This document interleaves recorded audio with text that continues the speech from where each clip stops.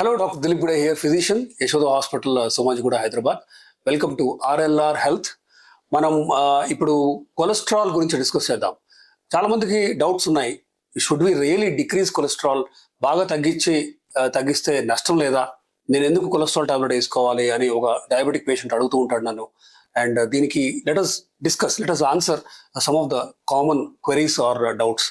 So బేసిక్గా diabetic పేషెంట్లో LDL, low density lipoprotein goal అనేది 70 కంటే తక్కువ ఉండాలి. ఎందుకంటే diabetes itself is angina equivalent or heart disease equivalent uncontrolled diabetes ఉన్నప్పుడు. నా మీరు ఒక స్టెంట్ వేసుకున్నారు for example, for whatever reason. ఒకసారి స్టెంట్ వేసిన తర్వాత మీకు ఉండాల్సిన ఎల్డిఎల్ గోల్ 50 కంటే తక్కువ ఉండాలి. 2 సార్లు స్టెంట్ వేస్తే 30 కంటే తక్కువ ఉండాలి. Okay, so there are reasons. ఎందుకు ఇంత స్ట్రింజెంట్ రీజన్స్? ఎల్డిఎల్ని ఇంత తక్కువ పెడితే వచ్చే అడ్వాంటేజెస్ ఏంటి? ఫ్యూచర్లో ఎలాంటి ప్రాబ్లమ్స్ని మనం నివారిస్తున్నాం అంటే, ఈ ఎల్డిఎల్ తగ్గిస్తున్న కొద్దీ మిగిలిన ఆర్టరీస్లో బ్లాక్స్ని మీరు తగ్గించగలుగుతున్నారు. ఓకే, సో ఇప్పుడు ఒక ఆర్టరీలో 3 మేజర్ ఆర్టరీస్ ఉంటాయి మనకి, ఎల్ఏడి, ఆర్సిఏ, ఎల్సిఎక్స్. ఈ 3 ఆర్టరీస్లో బ్లాక్స్ ఉండే ఛాన్స్ ఉంది. కొంతమందిలో ఆల్ 3 ఆర్టరీస్లో బ్లాక్స్ ఉండొచ్చు. ఆ సివియర్ అన్కంట్రోల్ డయాబెటీస్ ఉండి, సివియర్ హార్ట్ డిసీజ్ ఉన్న ఫ్యామిలీ హిస్టరీ ఉంటే, అంటే మీ ఇంట్లో జన్యుపరంగా ఎవరికైనా మదర్ ఫాదర్ కావచ్చు, సిబ్లింగ్స్ కావచ్చు, దెన్ హార్ట్ డిసీజ్ కనుక 55 ఏజ్ కంటే ముందే కనుక హార్ట్ డిసీజ్ ఉంటే దాన్ని మనం స్ట్రాంగ్ ఫ్యామిలీ హిస్టరీ అంటాం. అలా ఉన్నప్పుడు మీకు కనుక బ్లాక్ ఉంటే ఖచ్చితంగా ఎల్డిఎల్ గోల్స్ని మీరు స్ట్రింజెంట్గా ఫాలో అవ్వాలి. అంటే ఎల్డిఎల్ తగ్గాలి. సో చాలా మందికి యూజువల్గా ఇఫ్ యూ సీ యావరేజ్గా అట్ ది ఏజ్ ఆఫ్ 40-50 ఇండియాలో 120, 130 కొంతమందిలో 170 కూడా చూస్తుంటాం ఎల్డిఎల్ అనేది.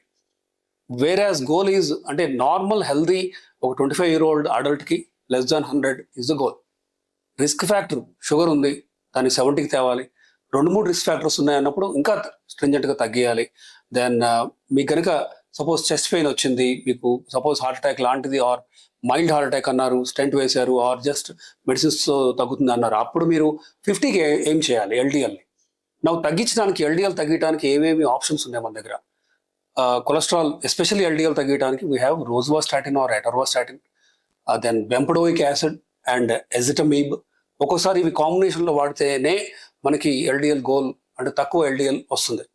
So the lesser the better అనేది అమెరికన్ హార్ట్ అసోసియేషన్ అవ్వచ్చు, చాలా మంది యూరోపియన్ సొసైటీ ఆఫ్ కార్డియాలజీ అవ్వచ్చు, మన Indian cardiology society of India guidelines కూడా తక్కువ ఎల్డిఎల్ ఉంటున్న కొద్దీ అది బెటర్ అవుట్కమ్స్కి లీడ్ చేస్తుంది అనేది ఒక common guide line, right? So lipid association of India కూడా ఉంది. అది కూడా మనకి స్ట్రింజెంట్ ఎల్డిఎల్ కంట్రోల్ గురించి, ఎల్డిఎల్ కంట్రోల్ సరిగ్గా లేకపోతే వచ్చే ప్రాబ్లమ్స్ గురించి కూడా క్లియర్ కట్ గైడ్ లైన్స్ అనేవి ఉన్నాయి. రోజ్వాస్టాటిన్, బెంపడోయిక్ యాసిడ్, ఎజిటమీబ్ అన్ని కలిపి వాడినా కూడా ఎల్డిఎల్ గోల్ తగ్గట్లేదు, పెరిగే ఉంది. అప్పుడు మీరు వాడాల్సిన మందులు ఏమున్నాయి మనకి అంటే, PCSK9 ఇన్హిబిటర్స్ అనే ఒక క్లాస్ ఉంది, PCSK9. వాటిలో ఎవలుక్యుమాబ్, అలిరుక్యుమాబ్ ఇలా కొన్ని మందులు ఉన్నాయి. దాని కొత్తగా ఇంక్లిసిరాన్ అనే ఒక మందు ఉంది. ఇంక్లిసిరాన్తో బెనిఫిట్ ఏంటంటే వన్స్ ఇన్ 6 months వాడచ్చు. ఇది 284 mg ఉంటుంది.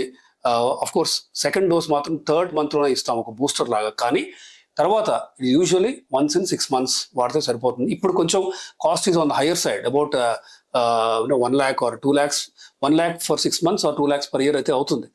కానీ ఇంక్లిసిరాన్తో మీరు ఖచ్చితంగా 30, 20, 10 కూడా ఎల్డిఎల్ చూసిన సందర్భాలు ఉన్నాయి. తగ్గుతున్న కొద్దీ మనకి ప్లాక్ బర్డెన్ తగ్గుతుంది.